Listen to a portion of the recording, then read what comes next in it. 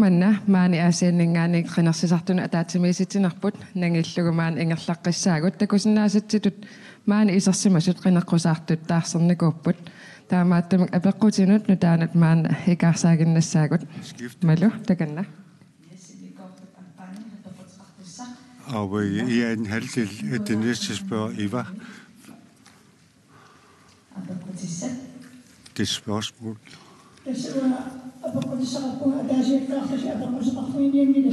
Jeg vil ikke spørge jer enkeltvis, men det er et spørgsmål til alle. Jeg vil gerne spørge.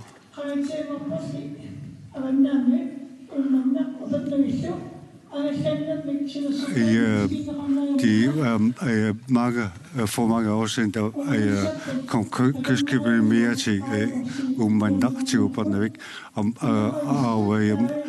man siger, at man kan hjælpe turisterne med deres rejsemuligheder, men hvordan vi hjælpe borgerne i Uummannaq og Upernavik med deres rejsemuligheder, og hvis de for eksempel skal til konfirmation, hvordan så er det nødt til at rejse jer selv med deres småbåde. Det vil gerne se deres familier i Sydgrønland, og at rejse med flere er meget dyrt. Hvordan kan man hjælpe dem at rejse billigere? Tak til spørgsmålet. Hvordan kan vi rejse billigere? Fra Adasut, mange tak for spørgsmålet. Fra Adasut har vi som valgemne netop om dette emne. At her i dag kystskibet fra Qaqortoq til Ilulissat, og vi mener, at den også skal sejle videre til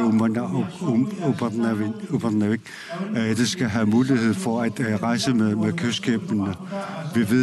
Vi ved, at om sommeren er de godt og dejligt at sejle med kystskibene. Så derudover, hvordan skal vi kunne rejse billigere?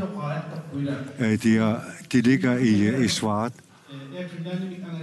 Når man rejser med Air Greenland, er det meget dyrt.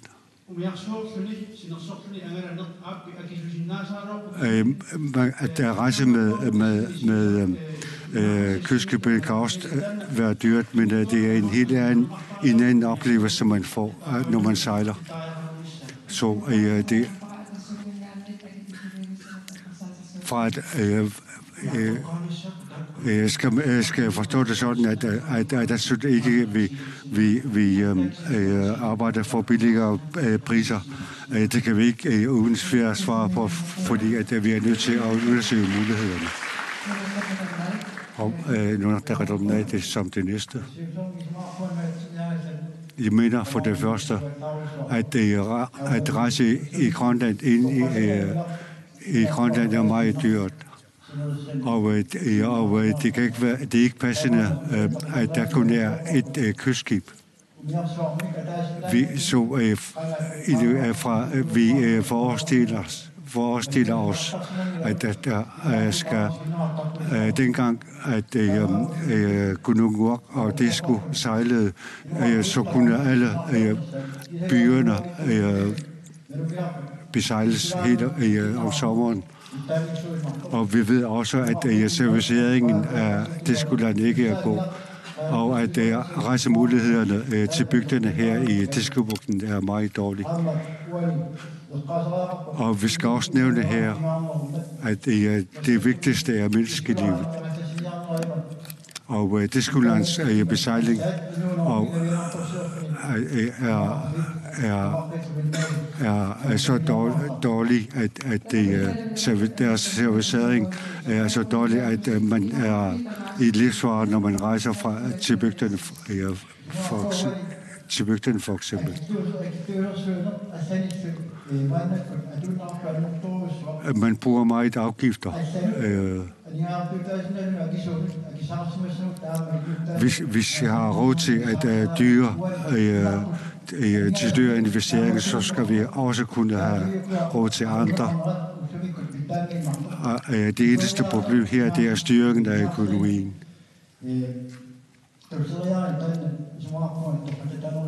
At der skal være en bedre prioritering af midlerne. Og så det er demokraterne næste. Hvis vi fra demokraterne kommer ind i naalakkersuisut, vil vi lave en langsigtet planlægning. Det kan ikke være rigtigt, at man kun har 4-årige planer, som ikke er så, og man tilrettelægger tingene på så en tidsperiode. Vi ved, at for eksempel Randers-beboerne er nødt til at betale 20.000 kroner, hvis vi skal være sydpå. Der skal være konkurrence. Hvis det er sådan, at når der ikke er konkurrence, så bliver prisen for højt kraftigt. Og når der bliver konkurrence, så vil der blive billigere priser. Og det er så stor centralstyring, at man forhindrer selvstændighed her i Grønland og arbejder som selvstændig. Vi kan forbedre konkurrencen ved ikke at lave hindringer for dem, der vil påbegynde som selvstændige. Og det er ikke det offentlige arbejde at lave barrierer for dem, der gerne vil begynde som erhvervsdrivende. Og så fra Inuit Ataqatigiit.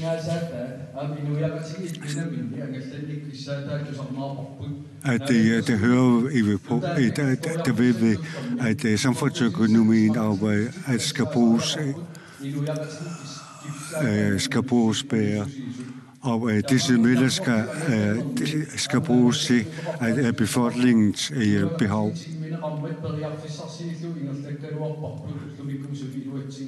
At det vil desværre ikke lykkes med fra ER.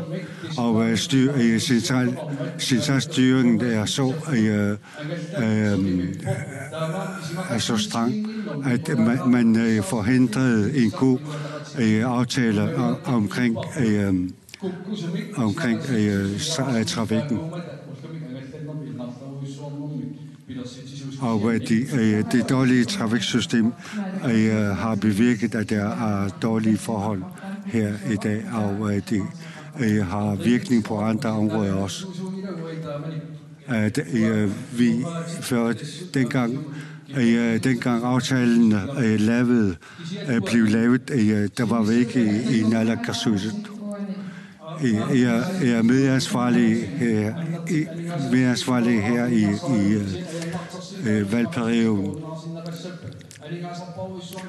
Vores problem har været, at hvis aftalerne skulle afskaffes, så ville det koste mange penge. Hvis præsidenten skal ned, Greenland, som er samfundsejet, den skal vi arbejde 100%. Her det sidste år har vi givet som udbytte 200 millioner kroner til den danske regering. Vi skal kunne finansiere trafikken her i Grønland, både til havs og i luften.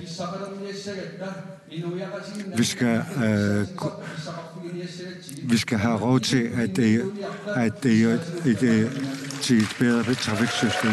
og så lad os overtage her Grønland 100%, sådan at vi kan bruge bedre en bedre til infrastrukturen her i landet. Demokratisk.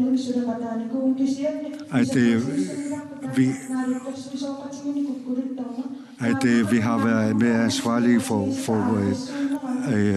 den fejl i det der var koalition.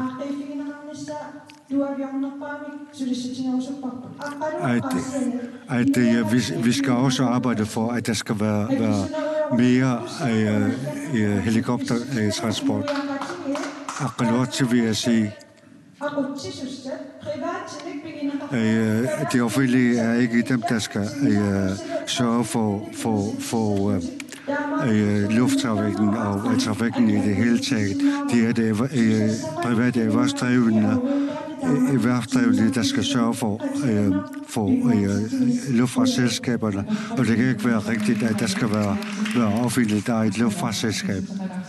Og så akkurat som svar. Og det næste vil være sige tak. Det er et meget interessant emne, vi debatterer her.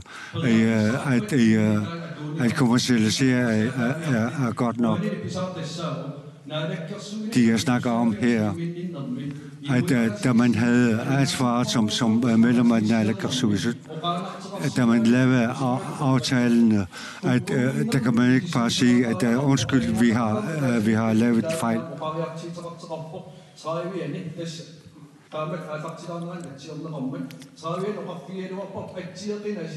At dengang, at aftalen skulle aftales eller underskrives, så lad være med at, der har været sådan, lad være med at underskrive den. For at sikre, at der ikke bliver færre forhold. Hvis vi skal have bedre aftaler næste gang, så er vi nødt til at samarbejde alle partierne. Vi vil også hvordan kan vi bedre et trafiksystem her i Grønland? Mange tak. Jeg mener, at trafikaftalen, at naalakkersuisut har sagt, at det ikke er lykkedes med den. Med hensyn til kystskibet, at man skal tilrettelægge kystbesejlingen, også med under tanke på turisterne. Fordi at trafiksystemet her i Grønland på kysten skal være sammenhængende. Vi vil undersøge, hvilke muligheder der kan være for, at kystskibene kan sejle længere endnu. At IR har også været medfinansierende for sagt ja til medfinansiering af det offentlige. Der er så dyrt at rejse her internt i landet. Det er det skænderi, som vi ser heroppe. Vi er nødt til at lave nogle langsigtede forlig, som der bliver peget på fra nogle af de andre partier på det her område her. En zigzag-kurs ender med at gøre det rigtig dyrt for borgere at rejse internt i landet. Know-how og delt risiko er jo også en del af det danske ejerskab, og at SAS også har en andel af Greenland. Det er klart, at vi, sådan som det er nu i hvert fald ikke, kan udvikle og gøre vores billetpriser billigere, når vi skummer fløden fra alle de selvstyrede selskaber til at bygge nye lufthavne. En anden ting er, at netop det med en øget turisttilstrømning gør faktisk, at det bliver billigere for de lokale også at rejse. Og så kunne vi godt tænke os, at vi skilte tingene ad, sådan så at yderkantsområderne og de underskudsgivende ruter blev skilt ad fra dem, som vi kan konkurrenceudsætte. Det behøver ikke at være enten eller, det kan godt være både og.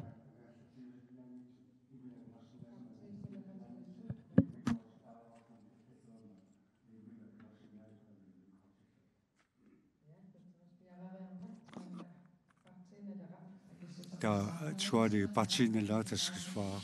Hvordan kan vi rejse billigere her i Grønland? Hvordan vi sikrer det? Jeg hedder Lars Mathieusen. Jeg har været det er ikke første gang, at vi hører om emnet, at man skændes hele tiden om det. Når vi giver besejlingen til andre, til nogen, der ikke har kendskab for vores kyst, så bliver der dårlige forhold i lufttrafikken.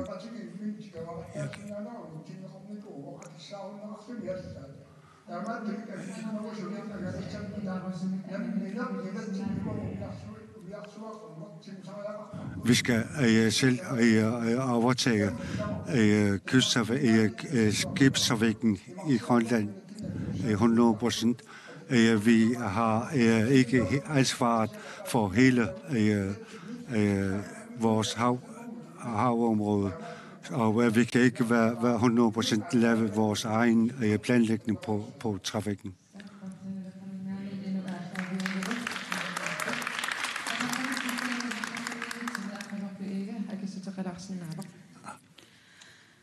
Aqalwaqpi'iyada kan lige svare. Jeg vil lige besvare Siumuts udtalelser her. Det er vigtigt, at økonomiudvalget i Inatsisartut har jo haft flertal, mens vi var i mindretal.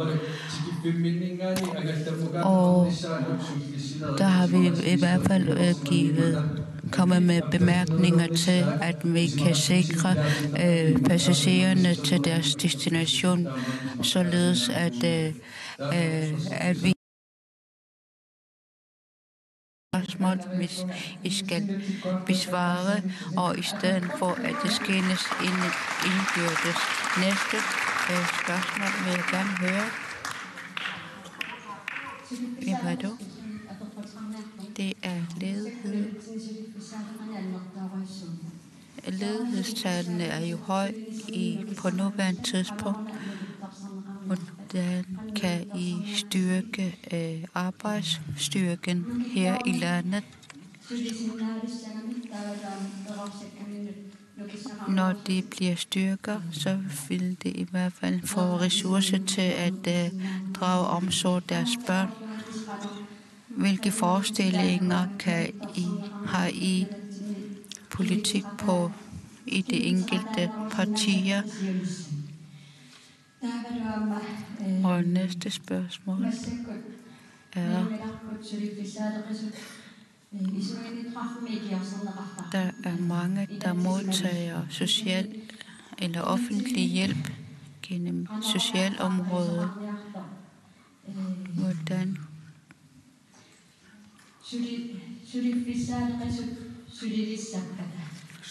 Hvordan kan I få flyttet ledighedstallene til arbejdsstyrken?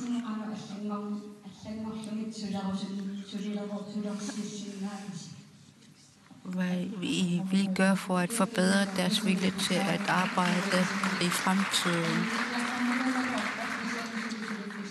Ledigheden her i landet er blevet mindre, men hvad I styrke fra Atassut, arbejdsstyrken? Hvordan skal den styrkes? Akkorde Sørensen hedder jeg, og er kandidat for Atassut-partiet. Atassut mener, det er vigtigt, at man giver tryghed, barndom og prioriterer lokal arbejdskraft højere. Derfor er det vigtigt med ansvarlighed, medbestemmende samfund kan i hvert fald udvikles, og det vil vi arbejde for fra Atassut. I næsten 40 år har venstrefløjen stået, der har de taget 3 skridt og haft tilbagegang med 2 skridt, og det skal vi i hvert fald tage i betragtning. Men hvordan kan I få ophøjet deres vilje til at tage et arbejde, nedbringelse af ledighedsstatistikken vil jeg lige komme med. 2.500 blev flyttet til Danmark. Der er et eller andet galt med statistikken. Nogle er flyttet fra Grønland, 2.000 fra Grønland til Danmark, og ledighedsstatistikken er blevet højere. Derfor skal vi i gang med at igangsætte kurser for unge, således efterklasse skal genindføres i folkeskolen. Hvem er de personer, som ikke har lyst til at arbejde? Vi skal styrke deres vilje til at kunne varetage en arbejde. Tak til Adasut. Næste, det er Jens Peter Mølgaard fra Nunatak. Nej. Tak.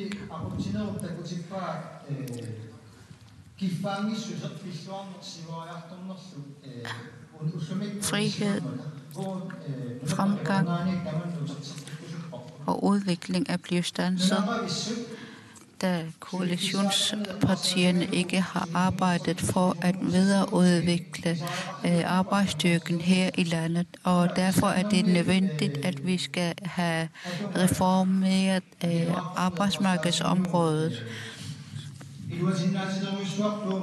Vi mener, at det er vigtigt, at vi tager den islandske metode i brug.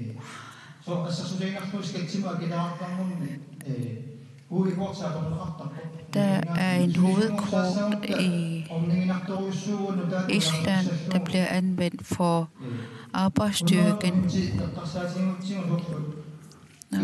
Et eksempel har taget 100%.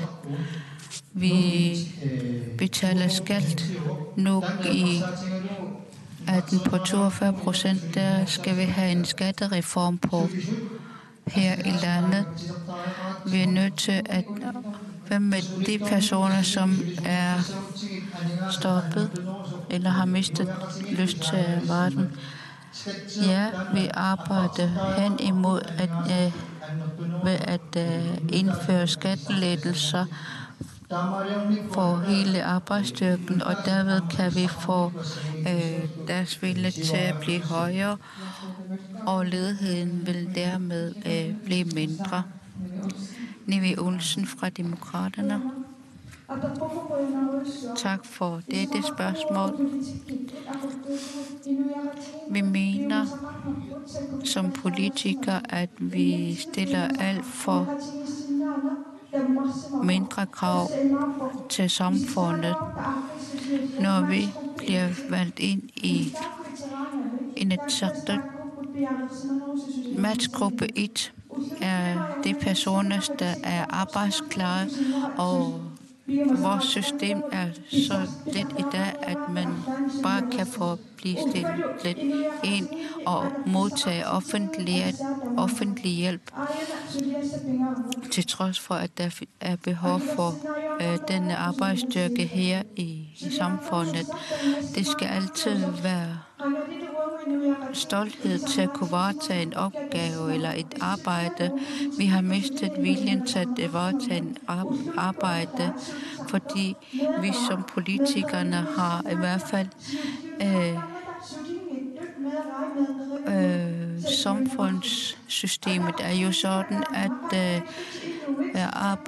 lediges børn bliver prioriteret højere end de personer, der er i arbejde. Hvordan kan I hvert fald få denne gruppe, som har mistet arbejdsmiljøen? Det ligger i opdragelsen. Vi er nødt til at opdrage vores børn til at varetage et arbejde i fremtiden.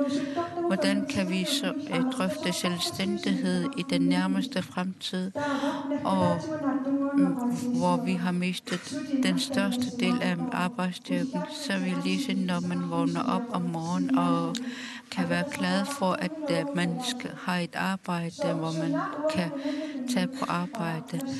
Hvad vil vi gøre for vores land, i stedet for at hvad vores land kan gøre for os?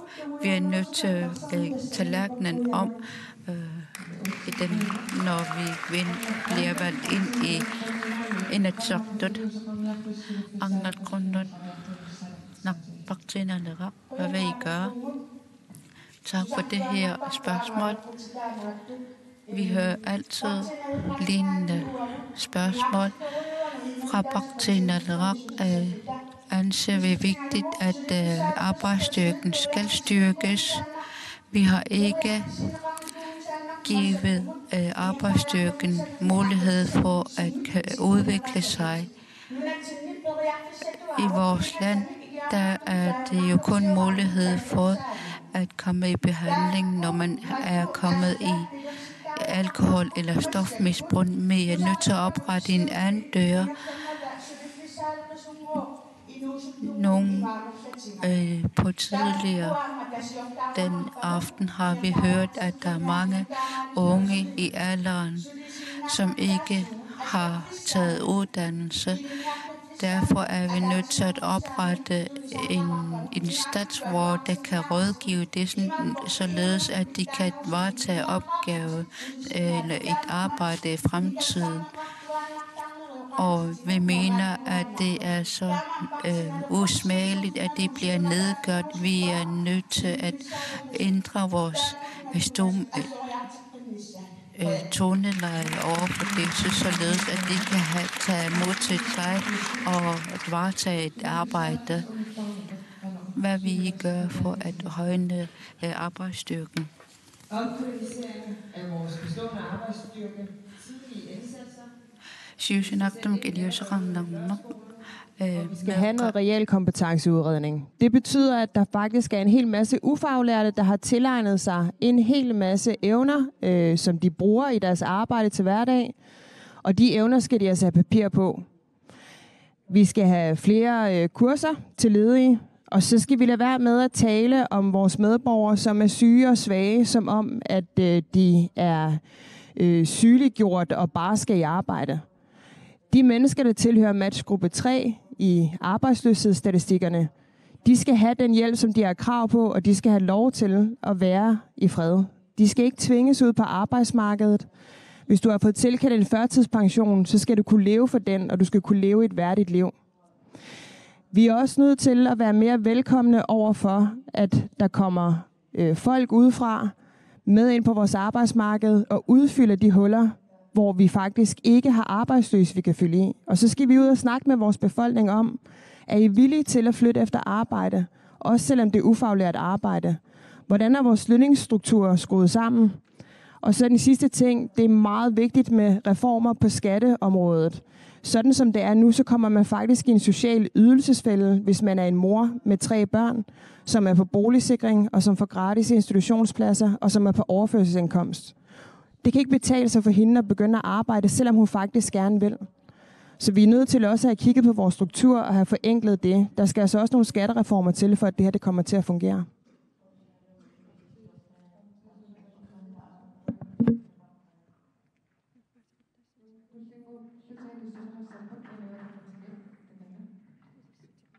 Ja, tässä atottemme soqutigiin artoruissuarmut isimainninnau iluani inatsi suliffisaaleqinum tungasit nutartertariaqaavipput kommun suleqatigaligi nutaamik periusissiartariaqarpuu suliffisaaleqisut qanaginitsit inuk ilinniariarqinnissamilluk imaqani ingerlariarqinnissamilluk periarfissaanik aaqissuussariaqarta taannaamangilaq meeqatuarfian inuataqatiginan iniarparput 2030 80% ilinniarfinnut siunissam sulifeqalerniassagamik ilinniarfit appakaatalissasittas meeqatuarfiannaamassigaangamik taamatullaam inustissarsiornau iluani suliffin pilersittisariaqaratta inatsart aningasan inatsaali inuustissarsiornum aningaasaliisuti arlaai kommuninut nuukusuppartallimanut inuustissarsiornum inerisaannissamut sinaakutissan pitsaasunik sulisitsut aamalu suliffeqarfiipeqatiganik inerisaasinnaaниассаммата аам qaffasissим илинниарсимасит 80% i 2030 nallertinnagu pitsaasunik ilinniaaqalersimанissaаник сигунерлақарлита сулиақарпугут таакуала аватаатигут аама инуустиссарсиорнэрмик коммуунит сулиффеқарфиил инерисаанэрмиккут сулиффиссан нутаан пилерситсиниссаа аама сулеқатаафилерусуллугу тас инуустиссарсиорнер оқалуттуаринавеерсаасаварпут партиит иммата сусиннаагитсу сулеқатигиниарт аернартерсит ангисоруйоруиссуу укиеқас оқаллисигилерпарпут кивитсеқатигиниарта меқатуарфиатигут илинниартитааниккут сулиффиссаннутаан пилерситсиниккут Og IA har jo strakt hånden ud til andre partier ved at kunne danne et samarbejdsgrundlag for at kunne højne arbejdsmarkedsområdet. Kunsthåndværk er jo en af de ting, som kan blive bedre, og uanset partifarve, der kan vi i samarbejde opløfte arbejdsstyrken til at blive højere. Hvad siger Siumut til dette emne? Siumut vil arbejde for, at de mange unge, ledige unge mennesker får mulighed eller får vejledning til at kunne komme i et arbejde. Ledighed er jo den, der råden til alt ondt, og alle partierne er sådan set enige i, at ledighedsstatistikken skal i hvert fald nedbringes. Og i Siumut er vi villige til det samarbejde opgave. Vi tager den næste opgave, da dette er blevet besvaret. Det næste spørger, det er dem med en højere uddannelse. Jeg hedder Dora Grundel, og mit spørgsmål er omkring højere uddannelse. De unge grønlændere tager til uddannelse i Danmark, og når de vender tilbage til Grønland, bliver det ikke ansat. Og så i stedet for at der ansætter man udefra kommende og udefra ansætter. Og hvorfor tager vi ikke dem med højere uddannelse? Det er altså mere fra Grønland.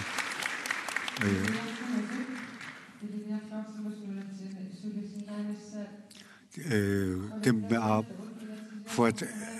for at sikre det, at de højere uddannelse, grønlandske højere uddannelse, skal der så laves lovgivning. Det er meget vigtigt.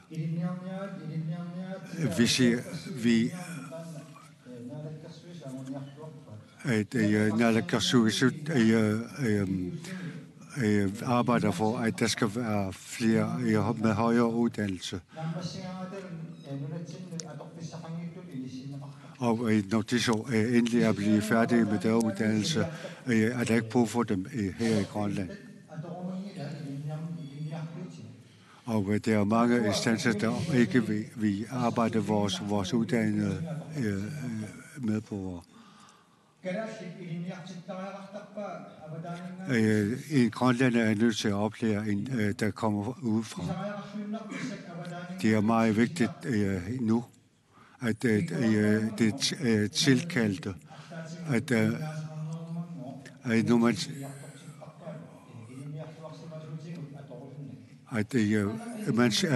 man siger, at det udefra kommer der bedre udtalende, og derfor vil man ikke lokalt uddannet arbejdskraft. Hvis de tilkaldte har flere kompetencer, og så må den udefra kommende oplære lokale medarbejdere. Fordi at det er grønlændere, der skal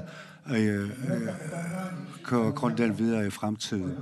Og vi fra Redona vi vil altid arbejde for, at det er de lokale medarbejdere, der skal ansættes. Uerne med rammer nu en sådan civisumik ilniarne kuunga biologi unga amalna tsuaka saralam ilniarsimalluga. Der er det nemlig sullerama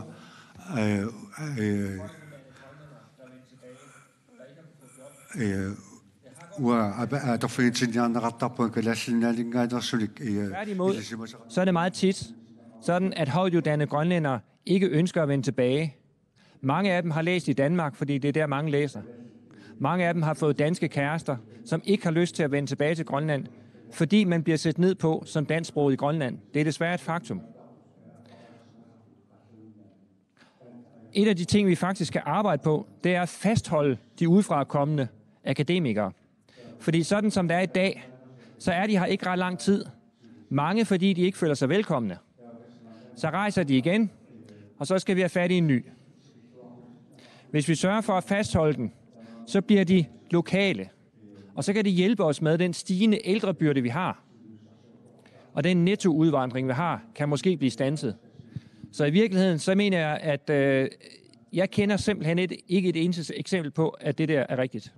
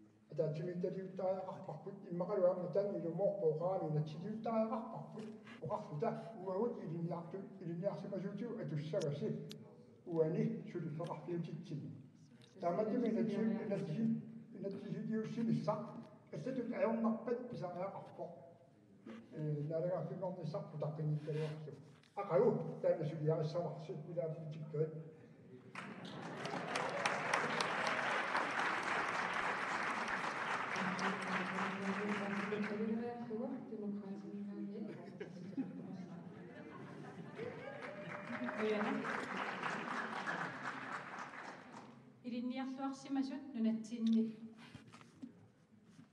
perusunnerpaarpaarpaava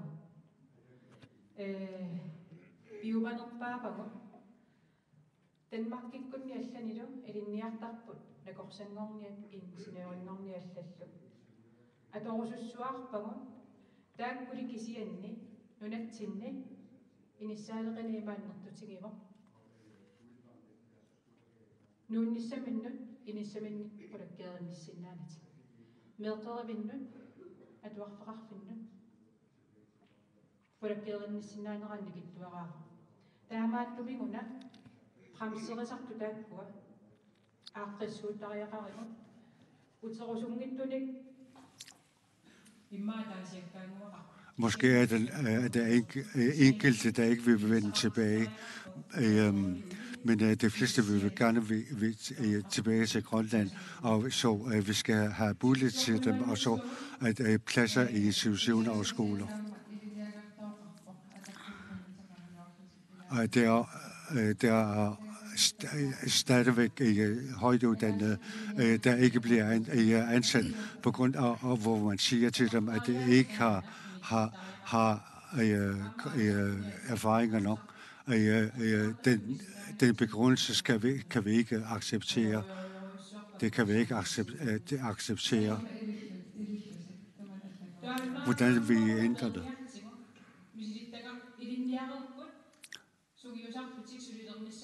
de har fået uddannelse for at de kan få arbejde her i Grønland. Og man kan ikke blive ved med at bruge med, at de ikke har erfaringerne. Altså Siumut. Fra Siumut mener vi. De veluddannede unge mangler vi her i Grønland. Og det er derfor, det er vigtigt, at man skal kunne gå på praktik med land. Og de elever uddannelse kan så bruge det til at blive kendt af firmaet, selskaberne allerede under uddannelsen. Og vi skal også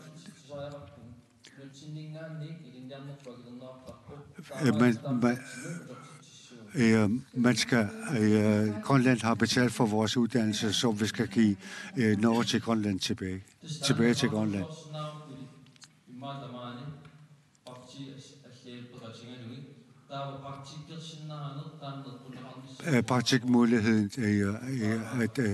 Praktikmuligheden mener jeg, at vi skal indføre. Altså endnu et til Hans Havnsen. Det højtuddannede bliver flere og flere her i Grønland. Og dem, der vender tilbage til Grønland, det bliver også flere, og det skal vi glæde os over.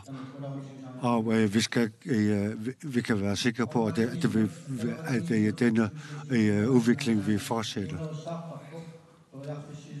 Og at have en god uddannelse giver muligheder.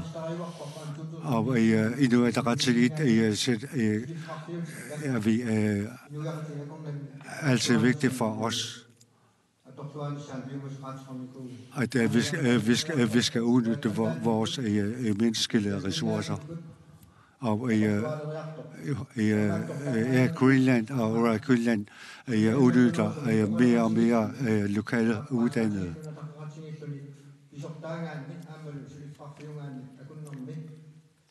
Når man respekterer hinanden, firmaerne og medarbejdere imellem, så vil der blive flere lokale medarbejdere, som er uddannet. Og det bruger man allerede i kommunerne, hvor man allerede i forvejen ved deres kompetencer, og derfor kan bruge det i kommunerne. De selskaber, som ikke er hjemmehørende her, det skal man kræve til dem, at de skal bruge uddannede i udlandet, og at de skal ansætte dem, og det er dem, vi skal udnytte bedre og så bedre. Vi skal kunne stille krav til udefra kommende firmaer til at ansætte lokal arbejdskraft. Også lokalt uddannet arbejdskraft. Jeg tror, der er super, hvad I gør. Tak for spørgsmål. For det første vil jeg lige nævne, at jeg har en mellemlang uddannelse. At når man ikke vil ansætte så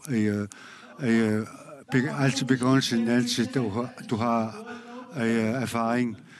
Hvornår kan vi blive erfarne medarbejdere, hvis vi ikke bliver ansat?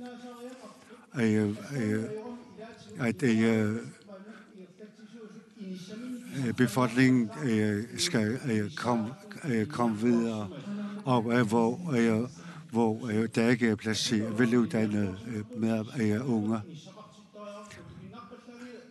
Vi skal have boliger til de veluddannede, der kommer tilbage til Grønland. Og på grund af, at de ikke kan finde bolig her i Grønland, vil de tilbage til Danmark, eller også bliver i Danmark. Vi skal først sikre, at de skal have en bolig. Så når man har et godt hjem, så er altid livet nemmere og bedre. Og så får vi en spørgsmål fra Facebook. Luuparti tamassa penequsartulltamassa partierne. uanga peqqutigersuppaa Jeg vil gerne stille spørgsmål til, hvem der vil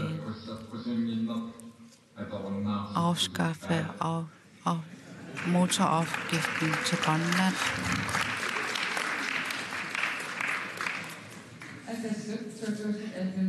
2011 har stillet forslag til at afskaffe motorcykler. Er det stadigvæk jeres mål? Man skal jo gerne have vinterdæk, så frem der er på hjul og kan køre, så frem der sikkerhedsforanstaltningerne kan blive sikret, så kan man i hvert fald have motorcykler. Tak.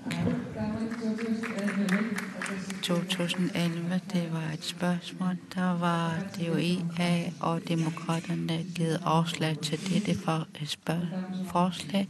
Mener I stadigvæk, det er aktivt? Tak for det spørgsmål. Harbalab som naksa aksam. Den er blevet stillet flere gange op gennem årene, og Naalakkersuisut har i samarbejde med politiet vurderet, og der mener jeg, at der er mange borgere, der har skilnet i forskellige partier, og meningerne har været mange. Derfor er det interessant, at som frem det enkelte kommune har i hvert fald godkendt dette forslag, der mener vi, at det er lidt svært, at man kan sige direkte ja eller nej til dette spørgsmål, men det er en vurderingsspørgsmål, vi kan tage op, når vi bliver valgt ind. Demokraterne har jo givet afslag til dette forslag. Nogle var enige, og nogle var ikke enige, også inden for jeres parti.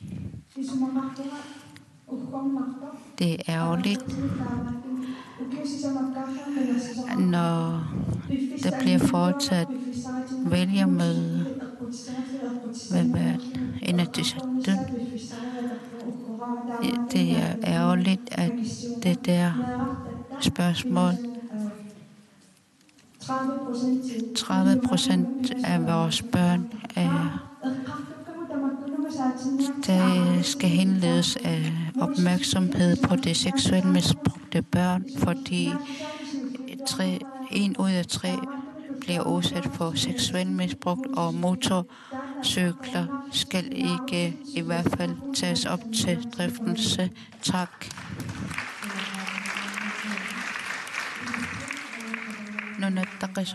Hvad siger I til det forslag, indførelse af motorcykler? Det er op til, man skal respektere vælgerne. Det mener jeg personligt. Nunataqitongna mener, at nu som forholdene er i vores land, der er der meget få veje, man kan køre i en hastigt henad. Det er nogle af de ting, man skal have vurderet sikkerhedsmæssigt.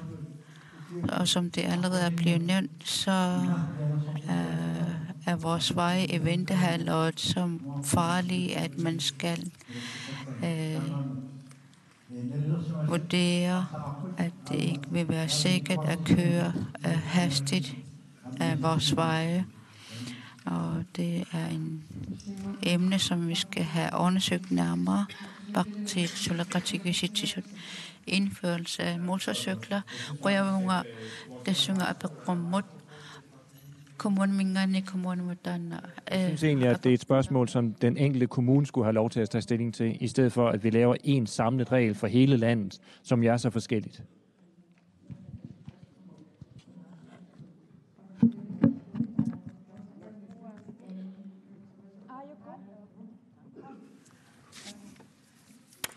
Der er et parti, som har stillet op. Så I skal have mulighed. Vejskilte, trafikloven. Vi har ingen tradition for at leve efter de trafikskilte. Det vil være godt i Nuuk, fordi der er mange vejskilte i Nuuk, og det er, men ude på kysten har man ikke lignende forhold i forhold til Nuuks veje. Det er alt for farligt stadigvæk til at indføre motorcykler. Jeg ved ikke, om Siumut vil komme med nogle bud her. Der er mange trafikuheld her i landet. Derfor er det ikke passende, at man indfører motorcykler. Man kan have dispensation i forhold til indførelse af motorcykler, men nuværende trafikale forhold gør, at det vil være alt for farligt at indføre motorcykler. Man nævnte blandt andet vejene i Nuuk, men det kan være så isglatte, og det kan være med til at øge farligheden i. Tobias Rasmussen, næste spørger. Mange tak. Jeg vil spørge omkring de ældre. Vi ældre har i mange år, at dengang man begyndte med at have partier, så at man har altid i valgprogrammet omkring det ældre. Men det er ikke sådan, at alting er dårligt.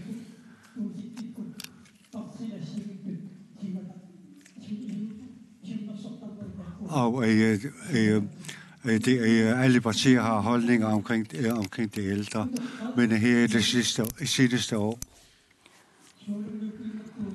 specielt i det sidste år, det ældres livsvilkår er ikke tilsvarende mere. At vores vilkår er blevet så dårlige, at mange ældre er begyndt at flytte til Danmark. Så det kan man ikke accepteres. Hvordan? Og så I har altid vores os ældre som i jeres valgprogram. Hvorfor når I altid gør det, hvorfor bliver vores vilkår ikke blevet bedre? At selvom vi er ældre, så vil vi være med i forskellige aktiviteter, men vi har så meget få midler til rådighed, at vi ikke engang kan rejse rundt.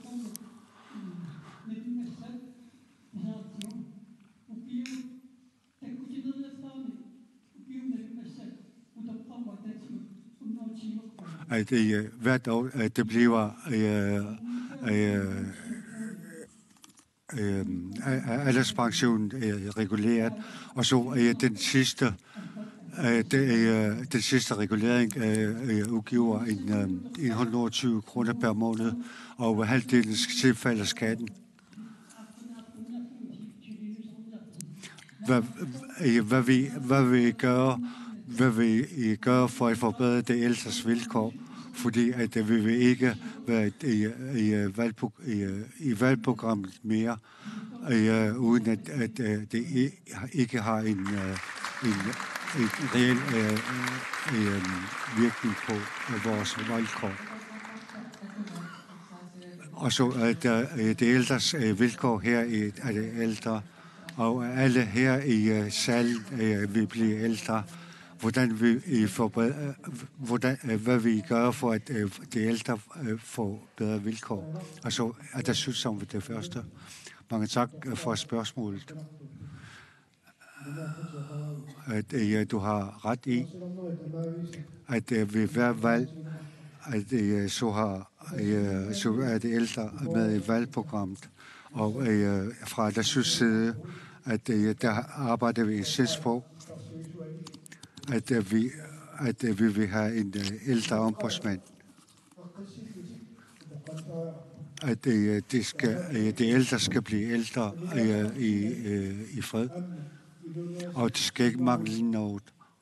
Det skal ikke mangle noget. Og vi skal arbejde for, at noget, som det kan være, som kan forbedre deres vilkår.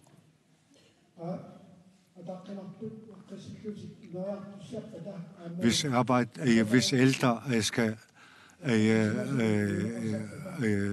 leve i fred, så skal vi lave ordninger, som er tilpasset dem. Men vi skal også lave ordninger, når et menneske har arbejdet i over 40 år,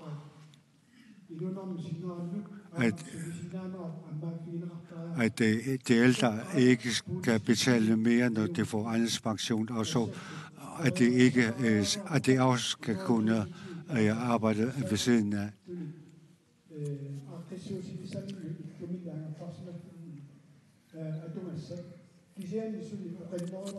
At de ældre kan få aldersferielån på 100.000 kroner, men vi skal give dem flere muligheder, sådan at det kan blive ældre, leve i fred. Mange tak for spørgsmålet. Vi har altid de ældre i vores valgprogram for at forbedre deres vilkår. Det er ikke altid de indsatser, der er ikke altid dårligere. Men vi fra partiet LARAC lægger vægt på, at de ældre skal have bedre livsvilkår, fordi at her der er deres livsvilkår så anstrengende, at de har valgt til at flytte til Danmark, fordi at man siger, at man kan få flere penge mellem hænderne, når man flytter til Danmark. Og hvis vi kan have en ordning, at vi skal kunne tilbyde dem noget, som de kan betale, og hvor de kan have overskud, som de kan bruge til noget andet. Vi alle, os her, vi bliver ældre, og vi har opsparing. Og at i Facebook, der viste at i dokumenter fra PFA-pension, så at du har sparet så meget op til ældre, og så det her, og så kan man vise, at hvor meget selvstyre kan vi tage fra disse pensioner. Det er også bare vi skal undersøge, hvordan vi indretter beskatningen af disse. At ECCMUT at der er bygget ældre boliger, som kan klare sig selv. Og at disse boliger er noget, de kan betale ud af deres alderspension. Demokraterne, tak for spørgsmålet. Når vi ser på prioriteringerne her i dag, så er det afskrækkende. Unge, der kan arbejde, giver mange offentlig hjælp, og de ældre, som har arbejdet, i mange år, giver mindre. Og dem, der kan arbejde, skal arbejde, og de ældre, der har arbejdet i mange år, skal vi behandle bedre. beskatningen af alderspension skal blive mindre, da deres skattebetaling i deres liv har været nok, fordi så deres skattebetaling af pension skal blive være mindre. Og priserne er så høje her, at når vi fylder en pose med varer, så at det koster flere 100 kroner.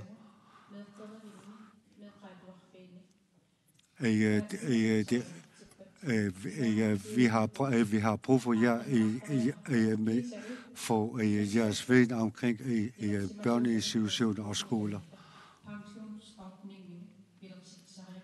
At vi unge skal oprette pensionsopsparing for at sikre vores fremtid. Hvad vil I gøre for at jeres der mener I omkring spørgsmål, vil vi arbejde for, at de ældre ikke skal at de ikke skal fratages noget som helst, at så godt kan det besvares. De ældres vilkår er så tungt her i dag, at de ikke mere har en følelse af lykke. Og at når man tænker på udviklingen, så ser man mere af dem som noget, man ikke kan bruge.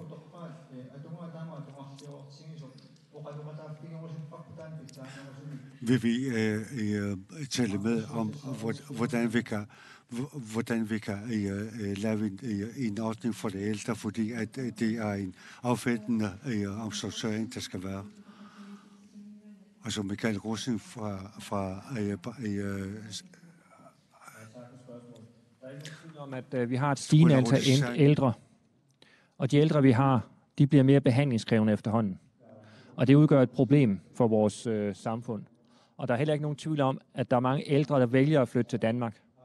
Simpelthen fordi, at pensionsvilkårene er meget bedre der, end de er her. Sundhedsvæsenet er meget bedre der, end de er her. Og så er spørgsmålet, hvad skal vi gøre ved det? Vi har en tanke om, at vi skal redefinere vores rigsfællesskab til noget, vi kalder rigsfællesskab version 2.0. Og en del af den nye aftale, der skal laves, det skal være, at vores sundhed og vores ældre og vores socialsystem skal være på højde med det, vi har i Danmark. Fordi hvis vi fortsætter ud af det her selvstændighedsspor, så ender det med, at det bliver de ældre, der kommer til at betale prisen sammen med de svage. Og det ønsker vi simpelthen ikke.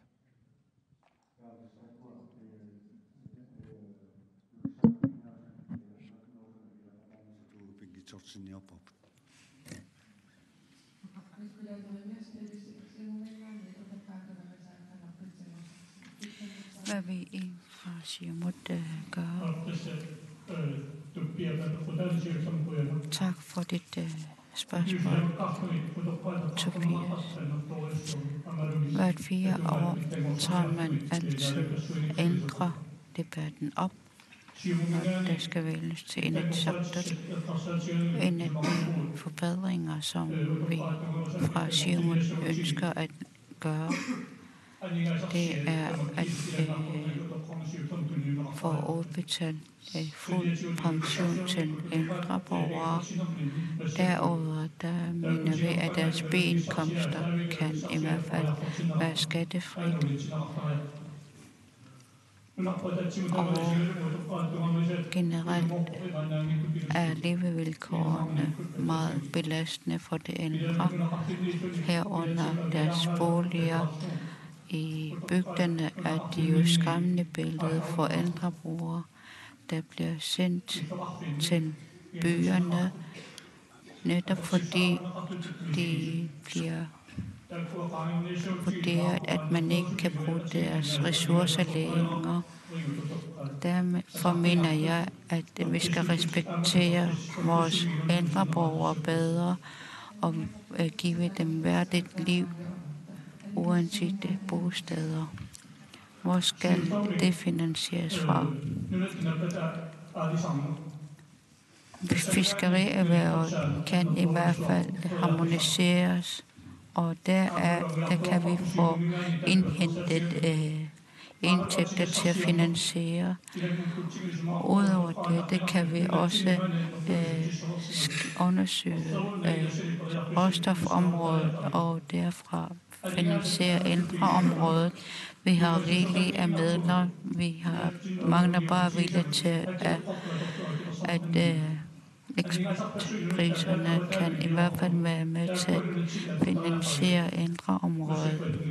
Og det bruger vi ikke nu, og der mener vi, at vi skal bane vej for det.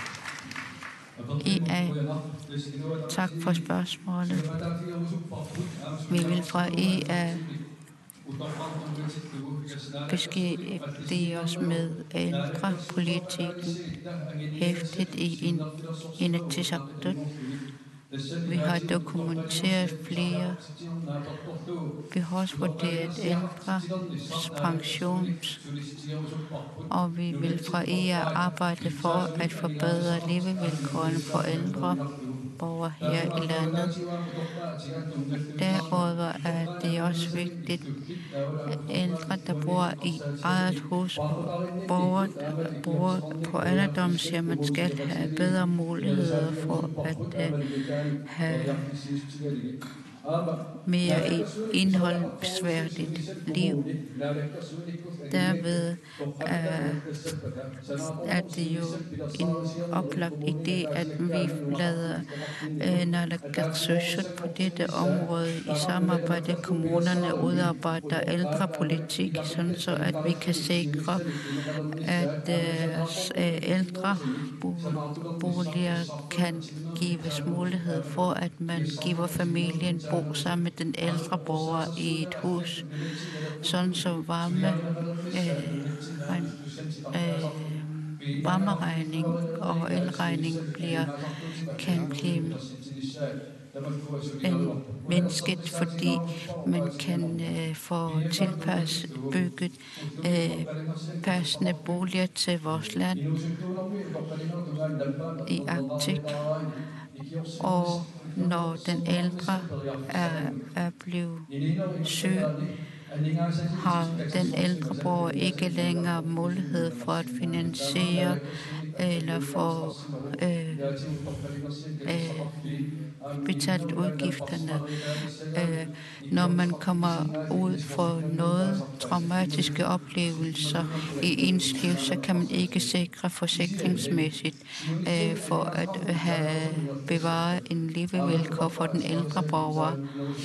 Men når vi skal forbedre levevilkårene for de ældre borgere, så er det jo rigtigt, at vi skimmer og lader vores ældre give de yngre i samfundet, sådan så at vi kan bevare vores kultur og traditioner i fremtiden.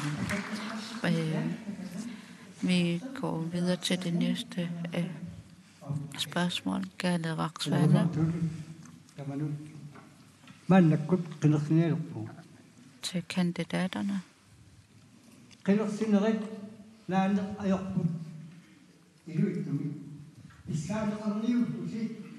I er så magt, ønsker en så stor magt. I gør forskel på dem. Fratager magten fra dem. Ændrer koalitionssamarbejdet. I kan ikke arbejde sammen i 4 år fuldt ud. I misbruger magten i demokratiets navn. Som vælger, der løber I for vælgerne. Det er så sandt. I bør skamme jer.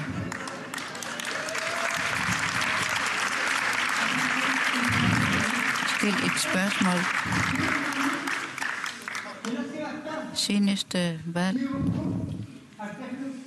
Siumut og deres søn dannede koalition, men med en nat, der ændrede I blev fjernet, og I kom ind i varmen. Derved misbruger I vores magt som vælger. Hvornår stopper I denne leg?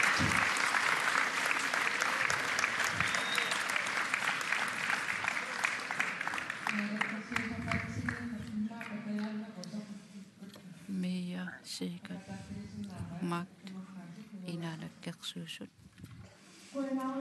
Tak for det spørgsmål. Vi har været udsat for denne oplevelse. Vi opstartede og samarbejdede efter, at vi havde brugt masser af midler. Der mødte vi op på vores arbejde, og der sagde formanden for naalakkersuisut, at han ikke kan bruge os længere. Skoleområdet, børneområdet med videre var godt i gang og skulle være til gavn for samfundet, blev stoppet med et. Vi vil fra demokraterne arbejde for, at man ikke gør det længere i fremtiden. For økonomien var i fremgang, skoleområdet var i fremgang. Vi brugte masser af timer og ressourcer på disse. Det er et sværhedstegn hos politikerne. Vores land har brug for politikere, der er så sikkert. Jeg mener, at det er så skamfuldt og så svært, at koalitionspartierne har at gå uden om vores parti. Og derfor kan vi love dig, at vi sidder 4 år og arbejder for samfundet. Og samfundet har brug for vores parti.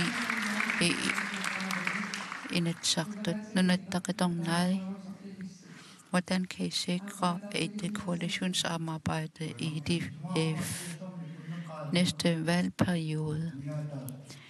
Ærlighed er mangel. Demokraterne siger, det er som om, at det ikke har været i koalition.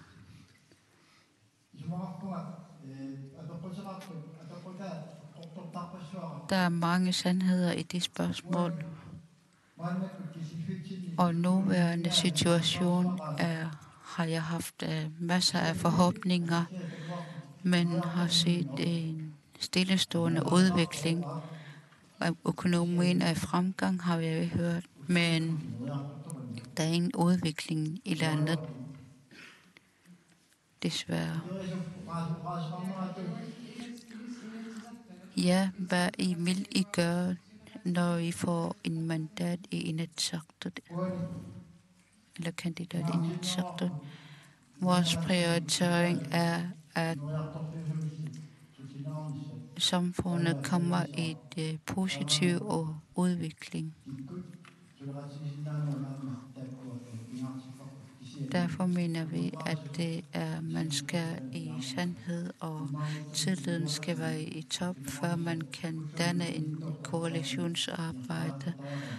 Men samfundet skal videreudvikles. Tak til Nunataqidongnai. Tak for spørgsmålet. Når magten forbliver i naalakkersuisut og er stillestående, så kan det være svært for det enkelte borger at leve under det forhold, da koalitionspartierne udtømte borgernes lommer for penge. Der havde en stor forhåbning om, at der ville ske en ændring i koalition. Så derfor er det jo vigtigt, at man tager altid udgangspunkt i borgernes behov, uden at tømme deres lommer. Og derfor har der været regeringsskift for at have et fordele for samfund, så har det været nødvendigt at skifte koalitionen ud. Nikolaj Jeremiasin, der har du været naalakkersuisoq for et område, men du blev skiftet ud ved de andet udskiftning. Der har været ændringer gentagne gange fra Siumut. Hvordan kan I fra Siumut sikre et 4-årigt koalitionsaftale? Tak. Fordi du kom. Jeg taler direkte til dig, fordi det er et direkte spørgsmål til mig personligt.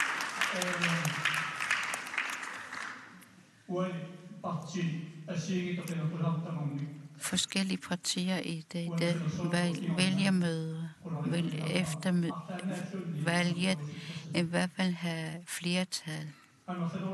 Og det parti, der får et flertal og sammensætning, kan jo være hårdt, specielt under forhandlingerne til koalitions. Når der sker en regeringsændring i koalitionen, har jo været nødvendigt. Den seneste koalitionsændring har det været nødvendigt for mig og med så mange partier at blive dannet, og fælles forslag har været nødvendigt, og derfor har jeg været nødt til at ofre mig for dette.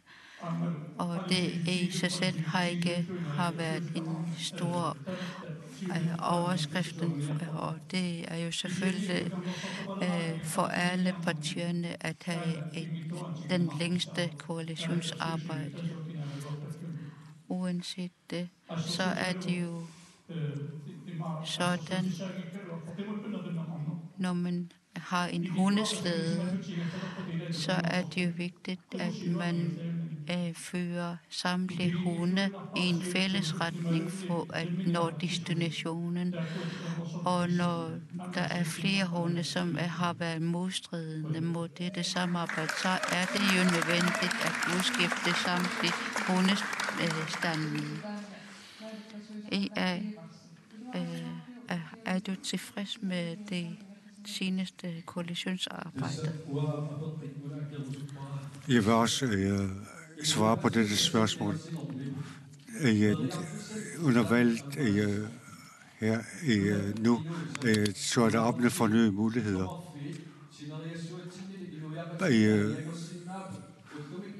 Befolkningen på kysten, hvis de er utilfreds med den måde, samfundet bliver kørt på i dag,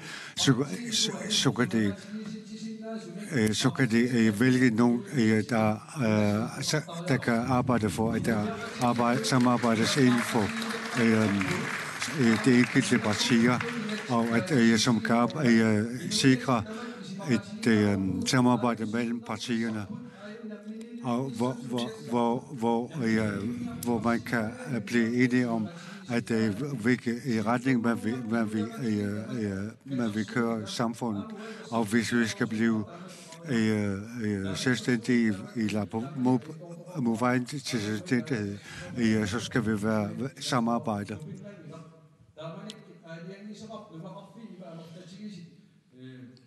Det er ikke. Og der var nogle under en valgperiode, hvor man vil nedsætte et udvalg, der skal se på, hvilke bygder der kan nedlægges. Og vi havde formanden for naalakkersuisut stoppede det heldigvis. Befolkningen, vi skal arbejde for, at der skal være sammenhængskraft i samfundet på den bedste måde. Det er ikke alle arbejder, der er stillet der vil blive stoppet. For eksempel alkoholloven har vi som vi har arbejdet med, så har vi strammet op.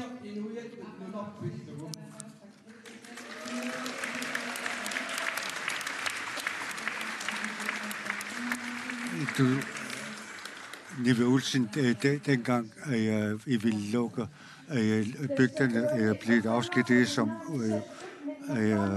naalakkersuiso for uddannelse. Der er lov talt, hørte jeg 3 løgn.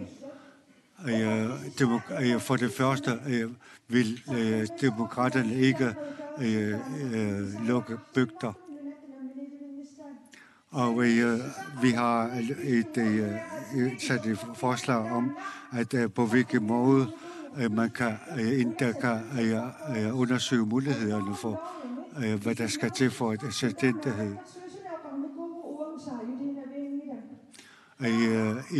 Med hensyn til alkoholloven, så har vi sagt, at det vil ikke være med til det, fordi at vi vil ikke lave afskærmninger. Den store fald, der er, det er, at det store fald er, det er, at man vil lave begrænsninger. Hvis et samfund, der vi videre frem, kan man ikke lave begrænsninger for, at man vil forhøje skattebetalingerne, selvom de har med dem med høje indtægter betaler meget mere i skat end andre. Og det er først nu, jeg siger, at et samfund, der bliver så kørt dårligt. Med hensyn til mindre bemidlede og mellemindkomsterne, når det rige får, at ja, det kan man, men det vigtigste er medindflydelse. Vi også befolkningen her er meget gode til at nedgøre hinanden. Hvis der er 10 gode ting, der kører godt, og at kun en af dem kører dårligt, så er det den ene, der kører dårligt, der man fokuserer på. Og vi kan ikke blive ved med at nedgøre hinanden, hvis vi skal videre frem. Og så samarbejdsparti, hvis I kan have... vi arbejder for et godt samarbejde. Der skal ske fremover. Skal vi blive ved med at skændes, eller skal vi finde nogle politikere, som kan finde ud af at samarbejde på tværs? Det bliver så trættende at stå og høre på det her, fordi i virkeligheden så er der langt flere ting, der samler os alle sammen, end der adskiller os. Så ved jeg godt, at vi kan være uenige om metoden, men det er rigtig, rigtig vigtigt, at man vælger nogle politikere, der ikke går efter deres egen magt og deres egen vindings skyld, men husker, at vi er til for befolkningen.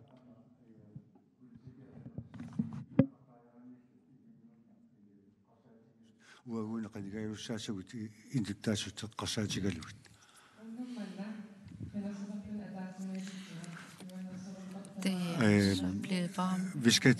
Samtidig så er vi nødt til at afslutte det her vælgermøde. Du har ret. Næste vælgermøde vil blive afviklet i Sisimiut, og du har som stadigvæk mulighed for at indspille film og sende den til vores Facebook-side. Fortsat god aften.